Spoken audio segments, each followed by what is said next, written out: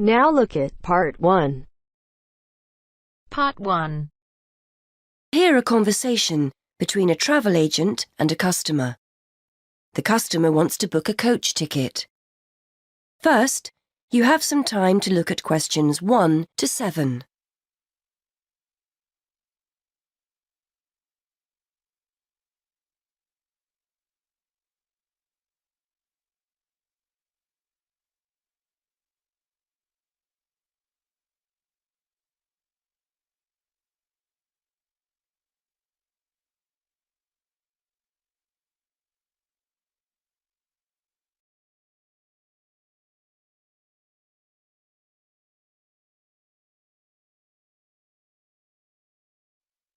Now we shall begin. You should answer the questions as you listen, because you will not hear the recording a second time. Listen carefully.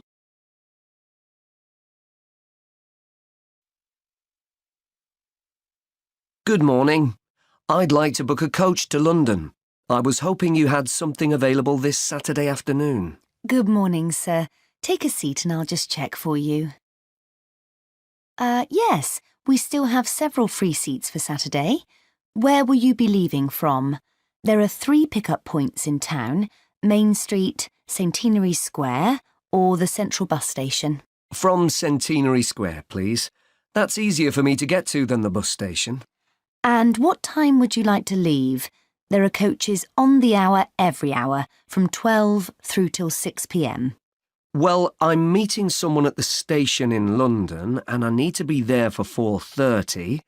So, which one would you recommend? Well, there's one leaving at 1 that arrives at Victoria Station at 4:10, if that's any good. Traffic is usually quite light at the weekend and the drivers tend to make good time, so I think you'd certainly be there for 4:30. OK, that sounds just right. I think I'll take that. I can always phone ahead if I'm going to be late. And when are you returning, sir?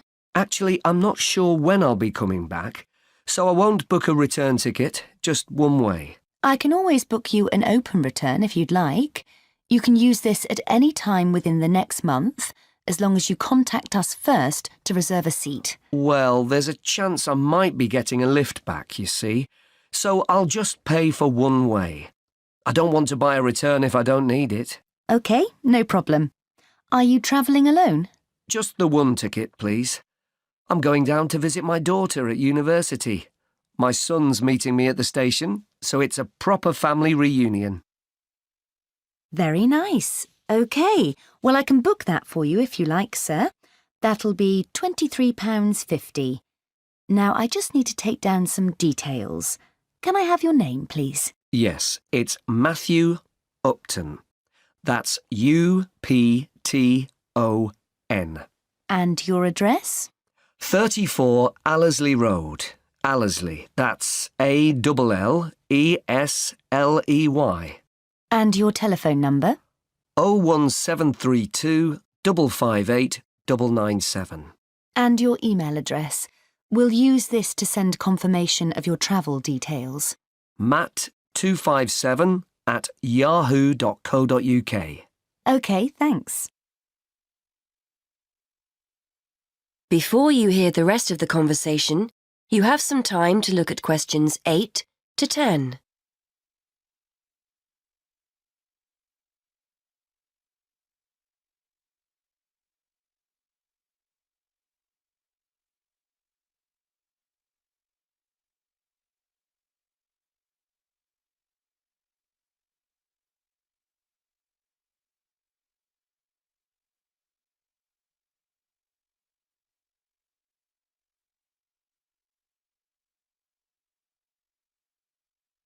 Now listen and answer questions 8 to 10. Before I forget, I'll be taking a little luggage. Is there a set luggage allowance? We offer a very good luggage allowance. You can take 2 suitcases as long as they're no more than 20 kilos each. That's 40 kilos in total, and 1 small item of hand luggage on the coach. Most people find that more than adequate. Any additional items carry an extra charge of £10 for each bag. I certainly won't be taking that much, so I should be okay. I was worried I might be taking too much. Would you like travel insurance included with your ticket? It's an additional £2. No, I don't think so. No problem. It's not compulsory. OK. How will you be paying?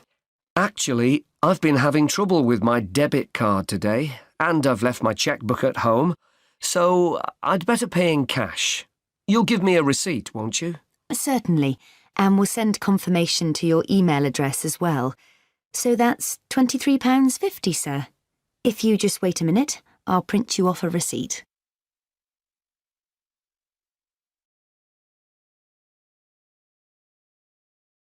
That is the end of part 1.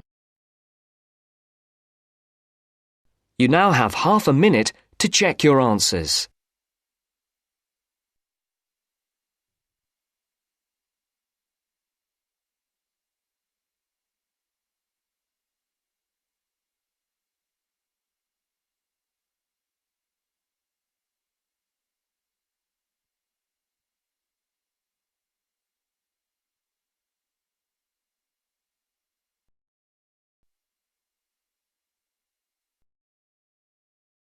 Now turns to part 2. Part 2. Listen to the whole survey in the correct order and answer the questions. First, look at questions 11 to 14.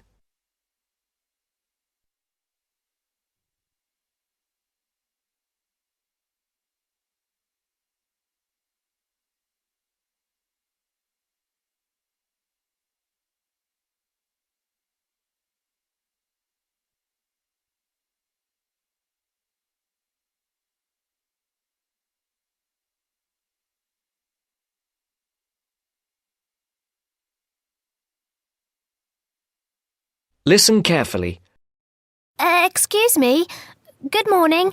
We're students from St Anne's School and we're doing a class survey. Have you got 5 minutes to answer a few questions? I suppose so. What are the questions about? About spending habits, people's attitudes to money and what they spend money on. Well, yes, OK, but only 5 minutes. Thank you. OK.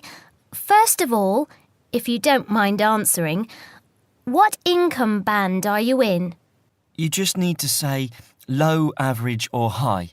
Oh, that's difficult to say. I don't know how much everyone else makes.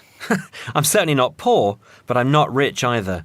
Certainly not after I've paid all my bills. Shall we say in the middle then? Yes, I think so. And how much money do you feel you have to spend?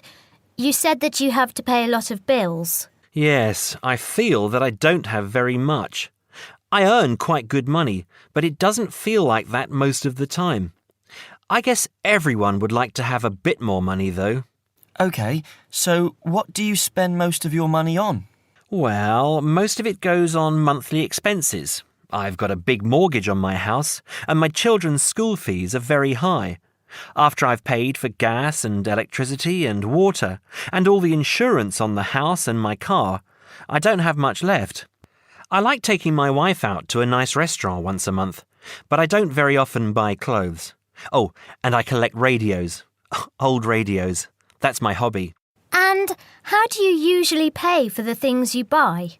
I use my debit card for most things these days. I have 2 credit cards, but I don't like using them. I prefer to pay for things immediately. Otherwise, I feel I'm getting into debt. I pay my bills online or over the telephone. I usually have between £10 and £20 in cash with me to pay for emergencies, taxi fares and that kind of thing. Before the broadcast continues, look at questions 15 to 20.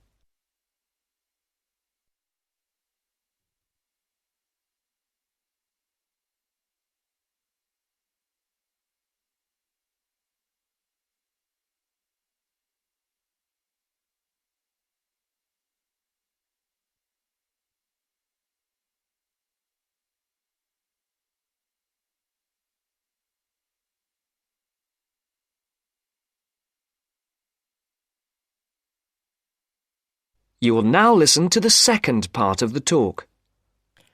What do you think is good value for money? Not very much, to tell you the truth. Everything seems to cost more than it should these days. I think my telephone and internet broadband package is good value for money, though. That's my telephone line, any number of national calls and unlimited internet use for only £22 a month. I think at least one member of my family is online for an hour or more every day. I think £22 is a very good deal. And what do you think is a waste of money? Personally, I don't understand why anyone buys a new car. They are so expensive, and as soon as you drive them out of the showroom, they're worth £3,000 less. Perhaps I'm just saying it because I can't afford a new car myself, but to me, it seems so much more sensible to buy a good second-hand car for half the money. Do you ever buy anything you can't afford? Yes, I collect radios, old radios. I have 9 now, and they're quite expensive. I paid £350 for a 1950s radio last month. I didn't have much money for the rest of the month after that. My wife thinks I'm crazy, but it's important to treat yourself occasionally, don't you think? My wife buys nice perfume and lots of clothes, and I have my radios. OK, so finally, would you say that you're a spender or a saver? Well, as I said, I don't really have much to save, but I guess I'm a saver rather than a spender. It's good to enjoy money if you have it, but you must save for a rainy day. You never know what will happen in the future. Thank you very much for talking to us. Have a nice day now. That is the end of part 2. You now have half a minute to check your answers.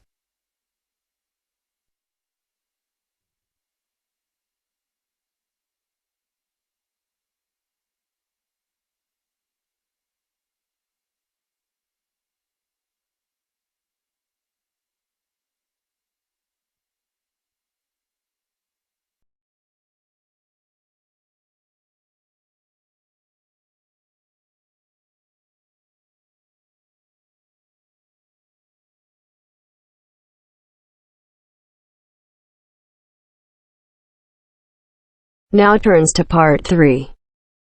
Part 3. You will hear a conversation between a student, Kayana, and a professor about an assignment. First, you have some time to look at questions 21 to 27.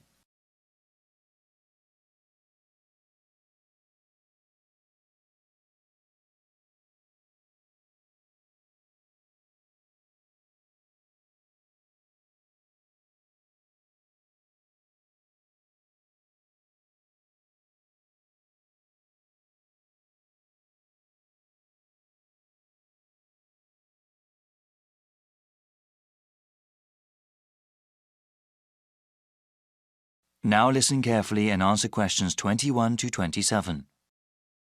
Hi, Dr. Reed. Are you busy right now? Do you mind if I come in for a second?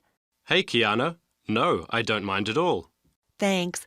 I just wanted to say that I'm enjoying your urban studies course and that I'm having some trouble with the first assignment. Okay, no problem. What do you want to ask? This is my first time writing a paper of this length. All right. What sort of trouble are you running into? Well, writing more than 10 pages is actually turning out to be quite a task. I've been rereading some of the material, and I'm just not sure how to approach the assignment. Yes, it takes some time to get used to academic writing assignments. More time than I expected, really. I also want to do a really good job on the assignment. I don't want to put a half-hearted effort into it. I'm glad to hear that. I'll say that these assignments get easier to manage as time goes on. That's a small relief. I mean, it gets easier to plan the assignment and to organize one's time, but it still takes hard work and a sincere effort to produce a good piece of academic writing. My role is to guide you to the readings I think are the most relevant and to give you tips on managing your time. Okay, could we talk about the readings then? Sure. We can go over them. I guess I want to ask about the Coal House text first. It seems like a pretty interesting book. But sometimes a bit over the top, no? I would recommend reading just the first part of the book. It's the most relevant to the assignment that I gave you. The rest of the text goes on about a topic we will cover later in the semester. All right, I'll just read the intro then. As for the Peely article, oh, did you read that one? Yes, I accessed it online and then printed it out. Okay.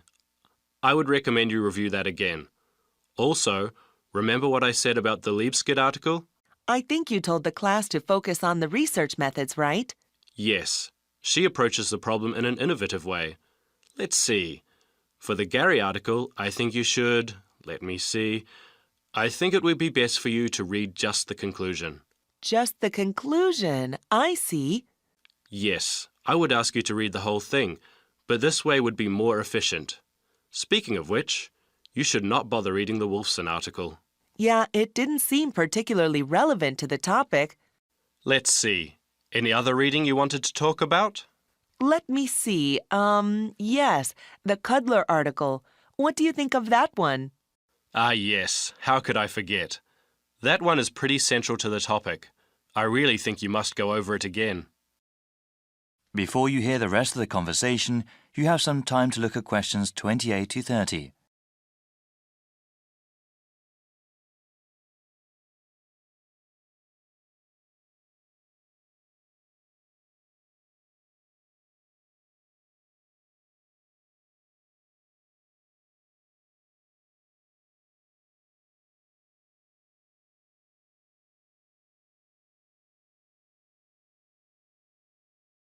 Now listen and answer questions 28 to 30.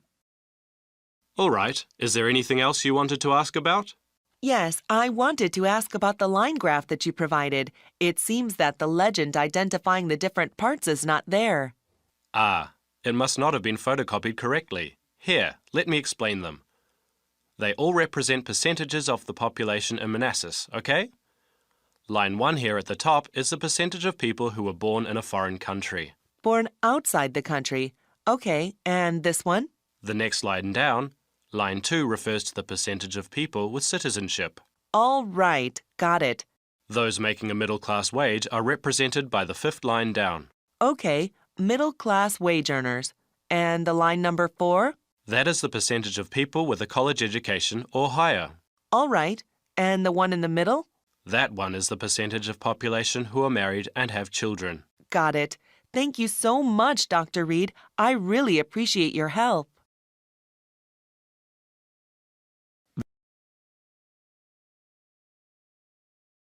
That is the end of part 3.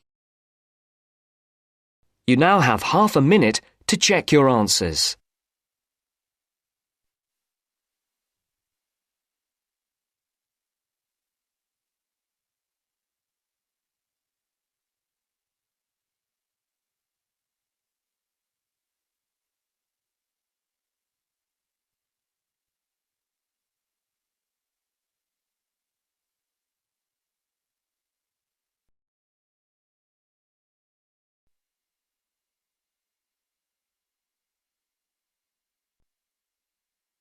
Now turns to part 4.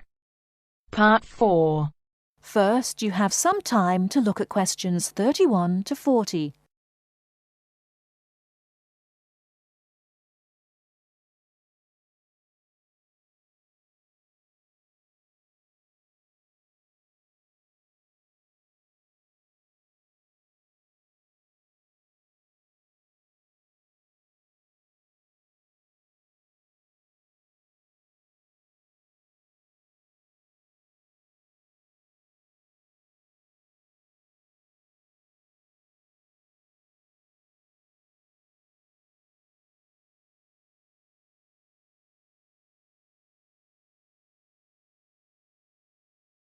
Now, listen carefully and answer questions 31 to 40. In today's lecture on international trade, I'm going to look at the issue of protectionism. I'll start off with a definition of protectionism and then go on to look at the methods countries have used to protect their economy. Following this, I'll look at the advantages and disadvantages of protectionism when compared to free and open trade. So let's define protectionism. Protectionism, at its simplest, is the opposite of free trade. It is the practice of protecting domestic industries from foreign competition by using import duties or quotas. Options available to protect the economy are tariffs, embargoes, subsidies and quotas. Let's examine these in turn with some examples. Tariffs are one form of protectionism. It is a tax which is applied to imported goods but not to home-produced goods. The idea is to make the imported goods more expensive than the home-produced ones so that consumers buy home-produced items. An ongoing example of protectionism via tariff is between Britain and the USA. Britain buys most of its bananas from Commonwealth countries, largely in the Caribbean. However, the USA owns banana plantations in South America. In 1999, Britain refused to buy bananas from South America, so the US government put tariffs on some British-produced goods. The most famous example was a tariff of 100% import tax on wool products from Scotland brought into the United States. The next method of protectionism is embargoes. An embargo is a complete ban on the import of certain goods. For example, following the Cuban Revolution in the 1950s, the USA banned the import of Cuban cigars. Unfortunately, Cuban cigars are the finest in the world, and there is consequently a thriving black market in Cuban cigars in the USA. As we can see in the example, embargoes can lead to a black market, or unofficial economy, if people want the goods badly enough. Subsidies are a way governments support industries at home with money or tax breaks in order to allow them to compete better with foreign companies. In 1994, the French government provided its national airline with a £2 billion subsidy in order to help it compete with low-cost airlines. However, subsidies can have the effect of making home producers uncompetitive and inefficient. Finally, let's look at quotas. A quota system allows a certain quantity of goods to be imported from other countries. The European Union has had quotas on textiles and clothing for decades to protect its textile industries from developing countries, especially India and China. Understandably, developing countries say that this is unfair and against the principles of free trade. Let's move on now to the arguments for and against protectionism. For trade to flourish between countries, the benefits from trade need to be equally balanced. Where a country feels that it's not getting a fair share of the trade, or that it is somehow disadvantaged, it might employ one or more of the methods of protection.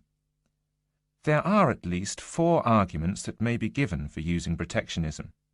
Firstly, to protect employment in the home country. The simple view is that if imports are stopped, then jobs will be saved and even created at home. Secondly, to prevent unfair competition. It is often said that developing countries have the advantage of cheap labour costs in their countries, and that they use this to undercut the price of the same goods produced in richer nations. A tariff might be applied to even out this imbalance. Thirdly, to protect new industries. A new industry, particularly one in a developing country, might not be able to compete with long-established industries elsewhere. Tariffs and quotas give new industries the chance to build up production to the point where they can compete. Fourthly, to raise money. Tariffs were once used as a way of raising revenue for the government. In modern countries, they are now seldom used for this purpose, as the damage to trade often outweighs any immediate benefits. Now for the arguments against protectionism, which are perhaps simpler to summarize. Although trade restrictions might help a country for a short period of time, their overall effect is a negative one. Restrictions affect the flow of trade, and the more countries employ restrictions, the less trade can flow. In the long run, no one benefits from trade restriction, because if one country puts restrictions on another country, the other country then puts their own restrictions on the first country. This affects the first country's exports, and as the country finds it difficult to export goods, then unemployment is the result. So, protection tends to help only the protected and can hide inefficient manufacturers. That is the end of part 4. You now have half a minute to check your answers.